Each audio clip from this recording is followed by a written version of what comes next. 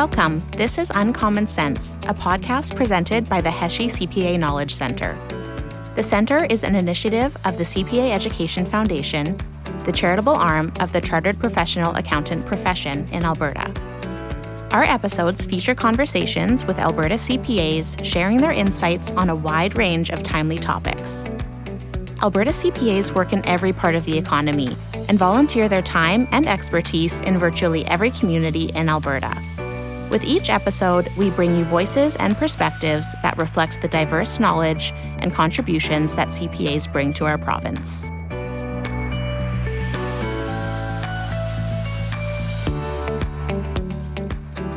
Hello and welcome back to Uncommon Sense. I'm Erin Schwartz, Director of the CPA Education Foundation, and rejoining me here today is Sarah Carver, CPA, the Controller at C-West Custom Fixtures and co-founder of Bone and Velvet Design Studio. We started a great conversation last time and we are excited to continue today.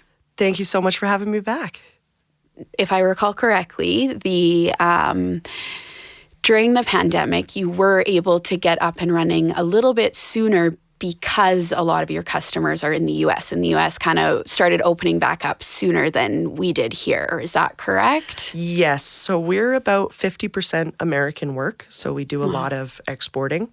Yeah. And the work that was paused was a very short term. It was maybe a 2-week pause. Oh, wow. Before that work was able to come back up. And it was, we all kind of had to pause, evaluate what was going on.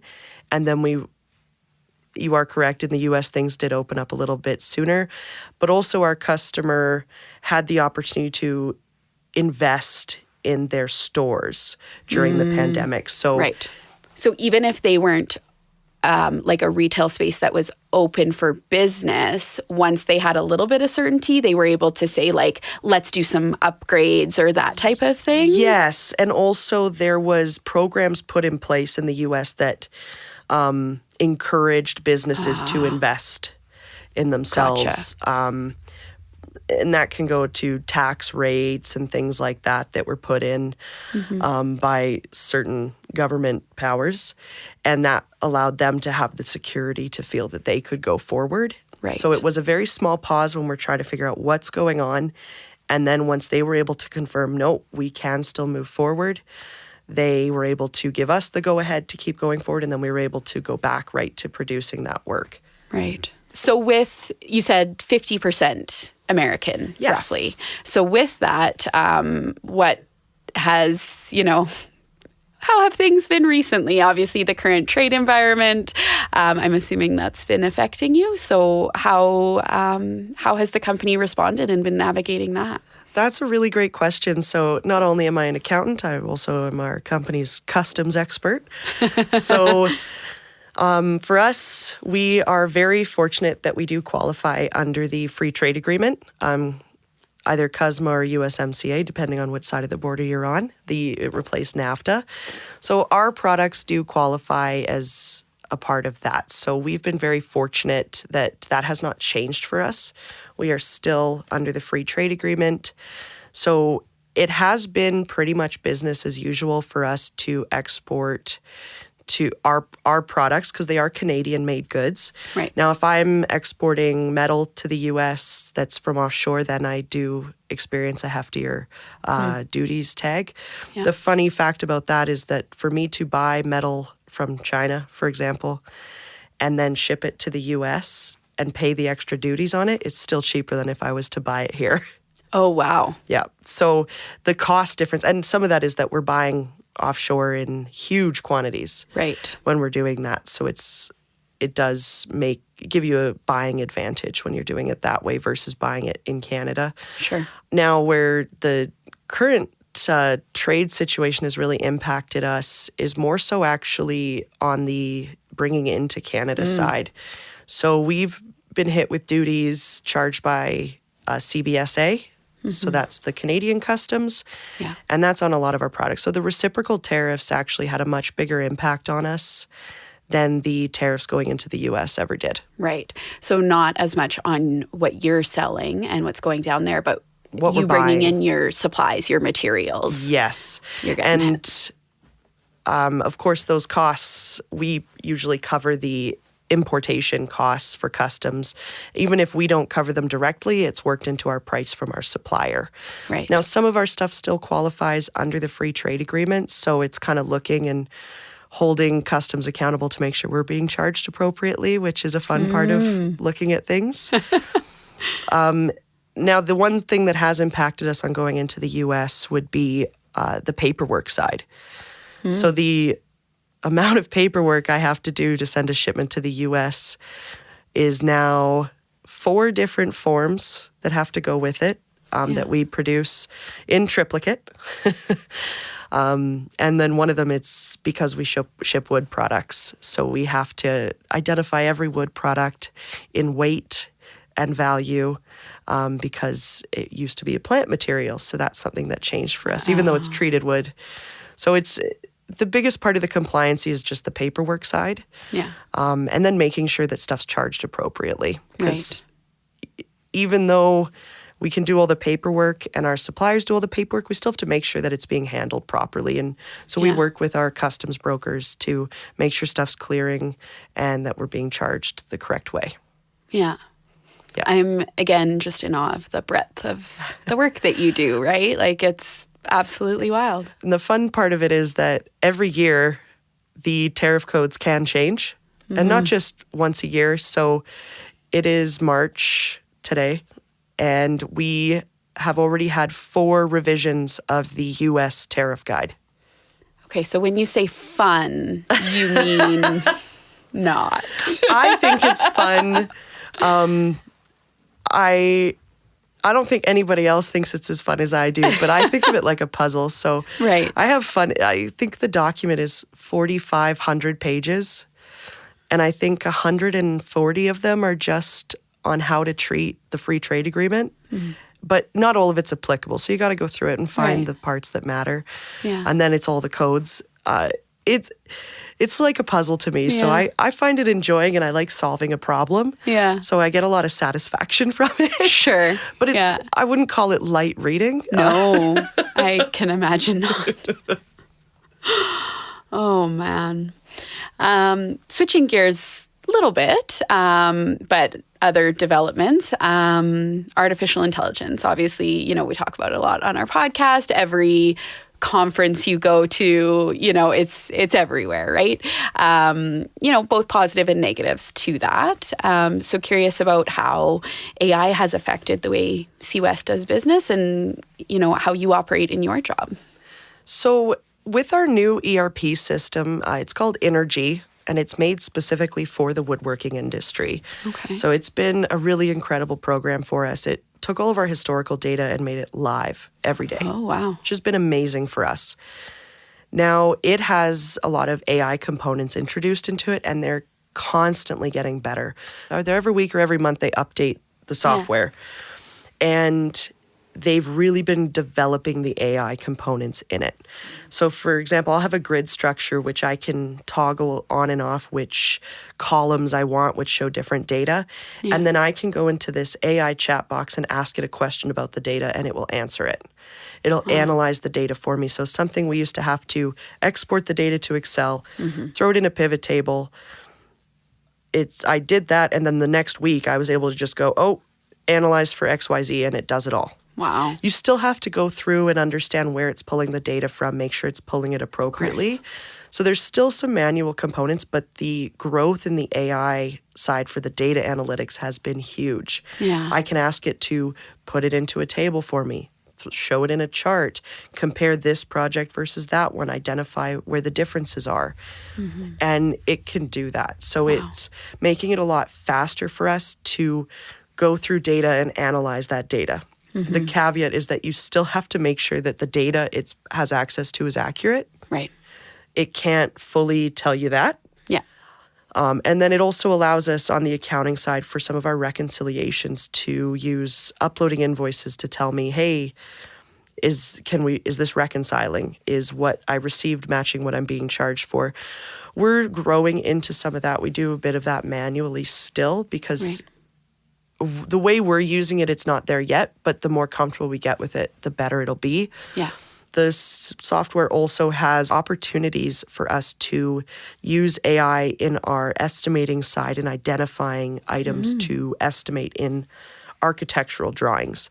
We're not using that side as much because of the stuff we build isn't as architectural. Right. We build more fixturing, so tables, walls. So it's a bit different in how we look at the work that we produce.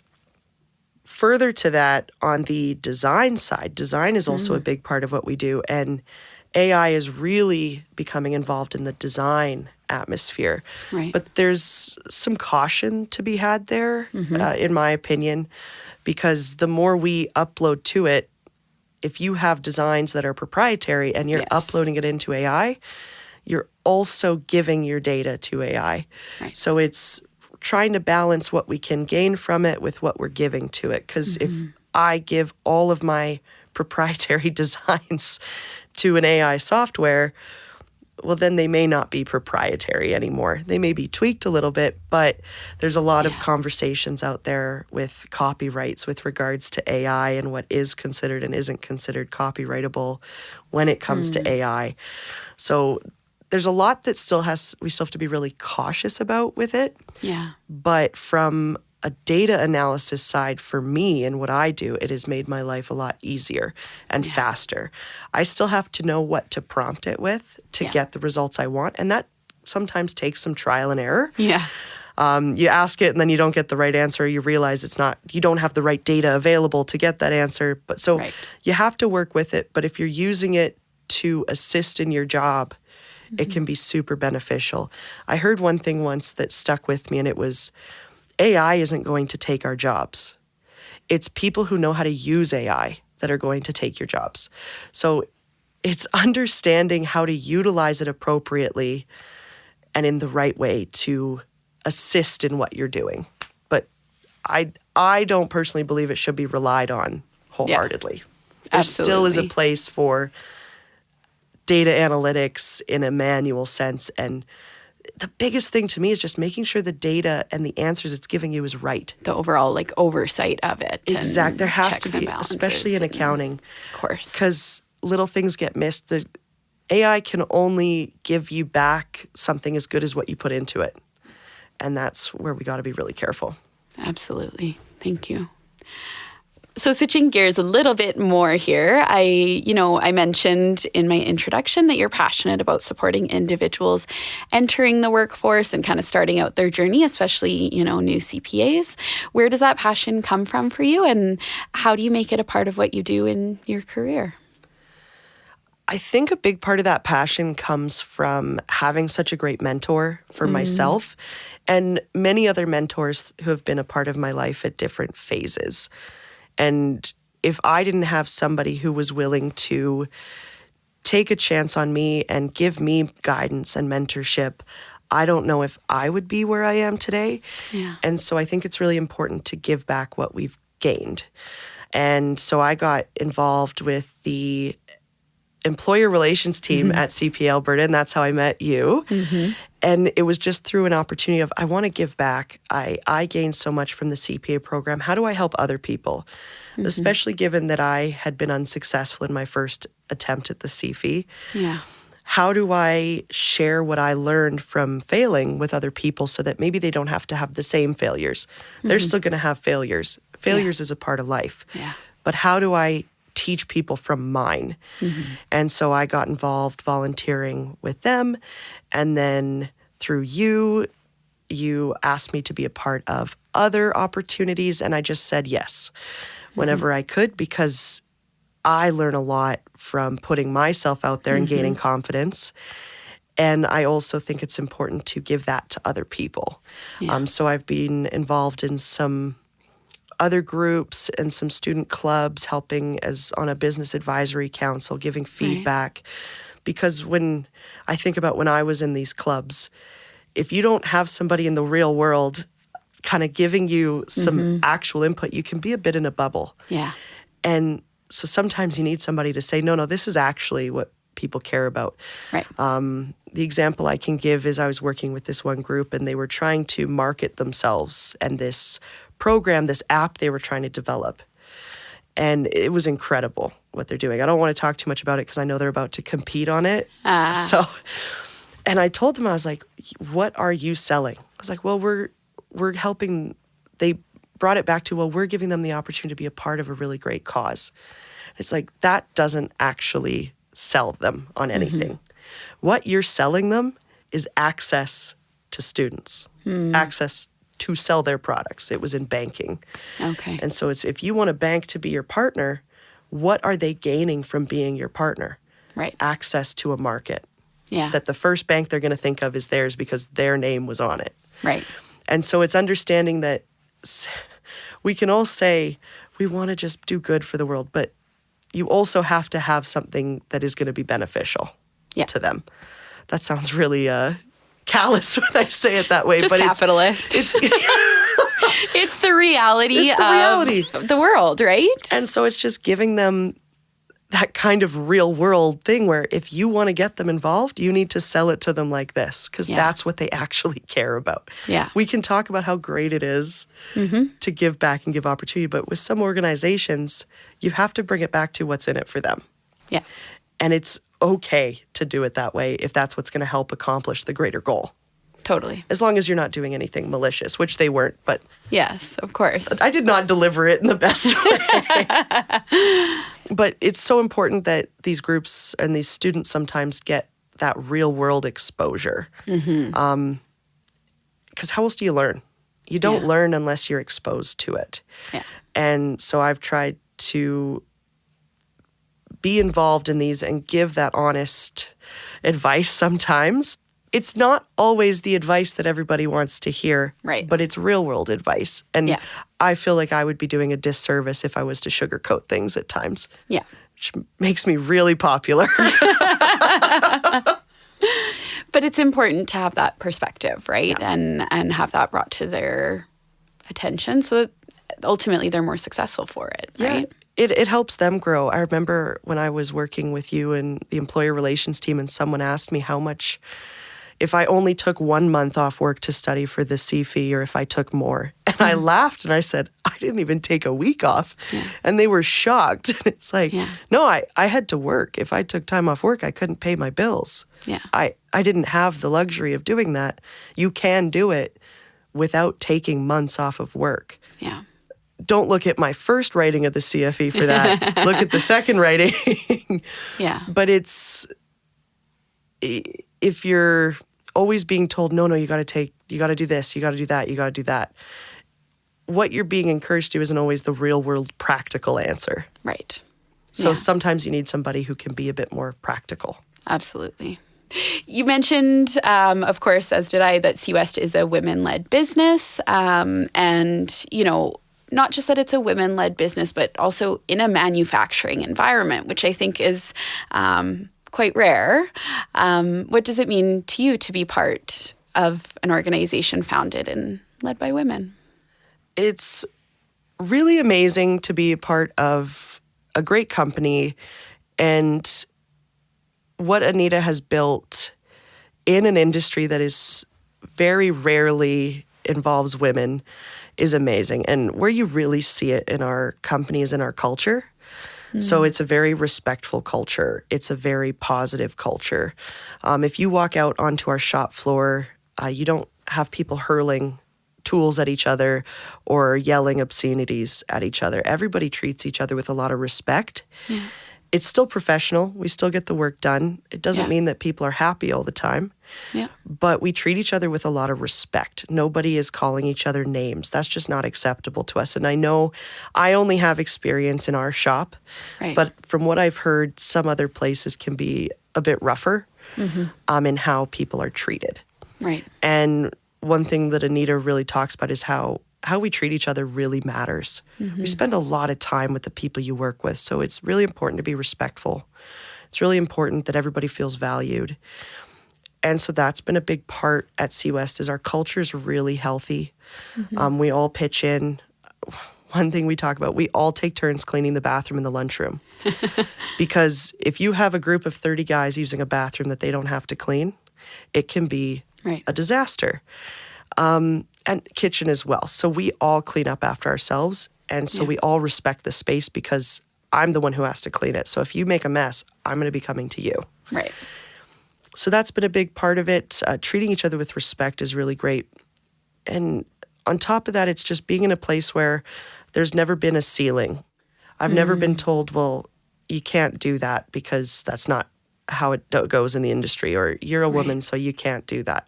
Never once has that been uttered at work, because it doesn't matter. It doesn't matter who you are. It doesn't matter your gender. It doesn't matter your personal life. What matters is, are you here to be productive? Are you here to do the job? Can you do the job? Do you want to do the job? And that's what we're judged upon. It doesn't matter about all of these other things. Right. We have people at our shop from around the world.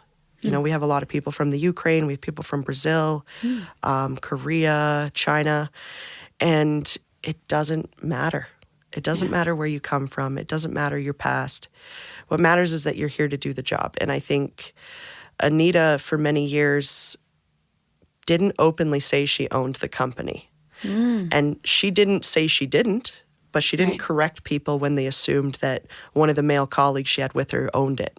They didn't realize she owned it, and she didn't correct them because at the time it wasn't positive for her to do that. Right. But she kind of said, well, even if women aren't generally accepted in this industry, I'm just going to go somewhere else and sell there. Yeah. So we haven't had a huge reach in Calgary because she ended up going to New York to sell.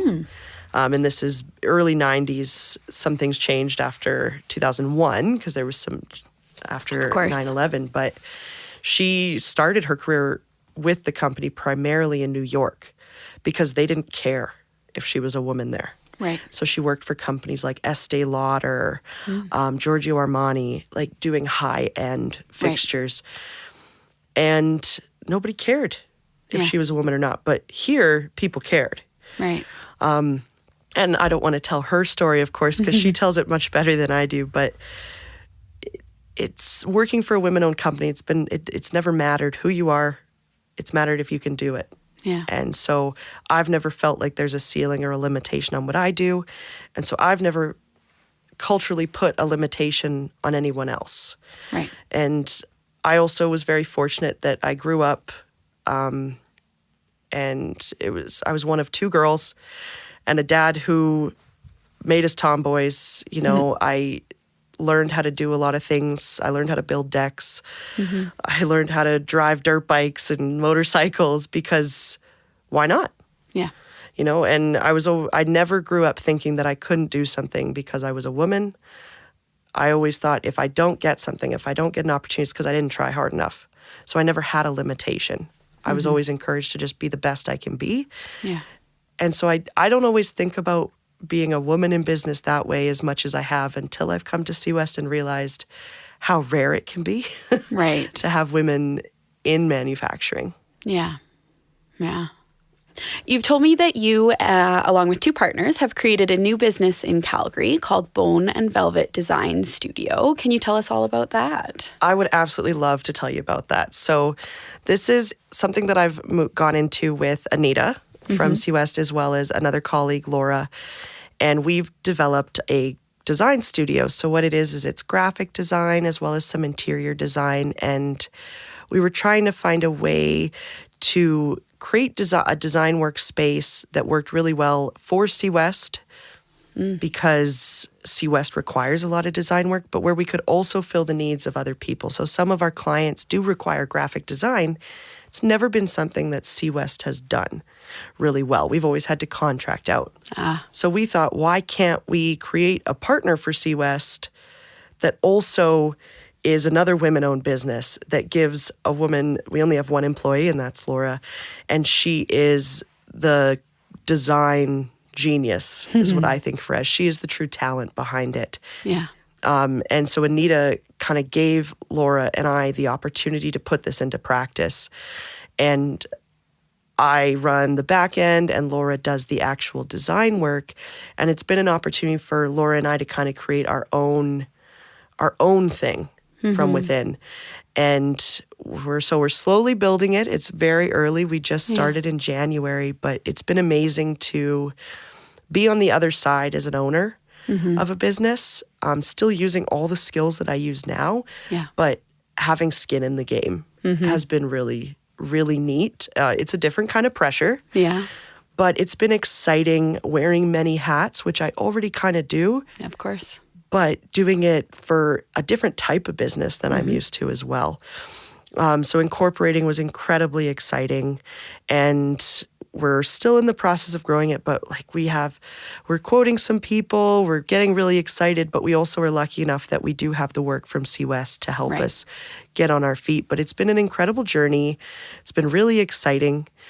It is stressful, but it's been amazing to watch Laura have that creative freedom that she is so known for.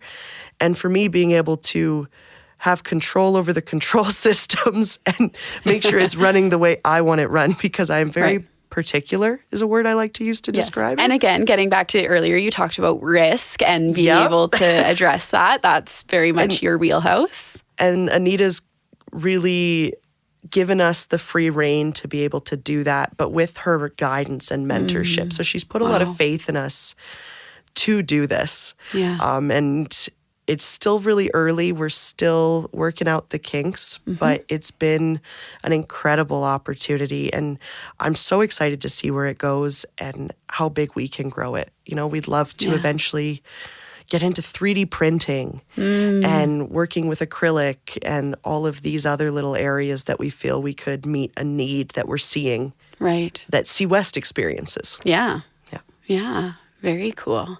I'm curious to see, like, I feel like you're just going to keep vertically integrating. So I'm like, what's next? Sarah's going to, next time I call you up, you're going to be like, so yeah, I like actually moved out of the city. I bought like a farm where like, you know, I'm in forestry now so that we can like supply the wood to C-West or something. It's like, what's going to be next? You never know. There's no limit to what could happen. And that's the nice thing about the skills you learn from being a CPA is it's not just how to count numbers and push pennies. It really is, how do you analyze an organization? How do you identify issues in an organization? How do you impact change? Yeah. And you got to pull from all these different skills that you learn throughout the CPA program to kind of become a mini expert in everything, or a jack of all trades, master of none. I prefer the first part of that statement, but you learn how to do all these little things, and it gives you this really well-rounded look. Yeah. And it's a quote from Ted Lasso that I've always loved is, be curious. Yeah. Be curious. Ask questions. If you want to learn something, ask. Yeah. Because it just makes you more powerful to learn and to grow yourself. Yeah. Yeah. And put yourself out there. Always put yourself out there. I have gotten to travel to the U.S. to present on C-West's behalf in sales conferences. I've met with a lot of different companies from a sales perspective, as somebody who, when I started with C-West, said I would never do sales. But now I'm like, well, if I want to understand the challenges of sales and how hard it is, I better try it. Yeah. And now I'm not afraid of it. Yeah. It's so important to just put yourself out there, take chances. Ask people to put you on their podcast. You never know where you could end up. To be clear, I asked Sarah to be here. I asked her also to be here. Oh, man. Well, I think that's a really fantastic place to wrap up. I think you covered it, but is there any other advice you would give maybe specifically to women who are looking to start their own businesses? Don't let anybody's perception of you hold you back.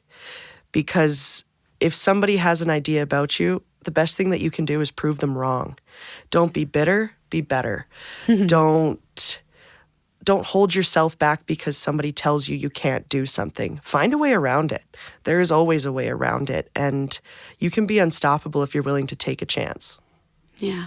Thank you. That's beautiful. And yeah, thank you overall for such an enjoyable discussion, and to learn a little bit more about your journey and the business and where you're headed next. And thank you for being here. Best wishes for continued success with the new company and everything else you got going on. Well, thank you so much for having me. The Uncommon Sense podcast is presented by the CPA Education Foundation and funded by the Heshe CPA Knowledge Center. The Knowledge Center was created through a generous donation by the late Brian Heshe. Brian was a distinguished Albertan, business leader, CPA, educator, and community builder. His generosity and commitment to education underpinned his good works across Alberta throughout his lifetime. The opinions expressed on Uncommon Sense do not necessarily reflect the views of the CPA Education Foundation. We would like to acknowledge that CPA Education Foundation offices are situated on the traditional Treaty 6 and Treaty 7 territories and Métis Nation homeland. The Foundation acknowledges that we reside on traditional and ancestral territories of many Indigenous, First Nations, Métis, and Inuit peoples. Their histories and culture influence our community to this day. The Foundation is committed to helping build a province where Indigenous people and their voices and experiences are heard, valued, respected, and celebrated. Technical and recording services for this podcast provided by Wolf Willow Studios in Edmonton. If you enjoyed this podcast, please be sure to like, subscribe, and tell your friends about us. If you have any comments about the podcast, write to us at cpaef@cpaalberta.ca. To learn more about the CPA Education Foundation and the Heshe CPA Knowledge Center, visit cpaalberta.ca/foundation. You can also follow us on LinkedIn, Instagram, and Facebook. Just search for the CPA Education Foundation.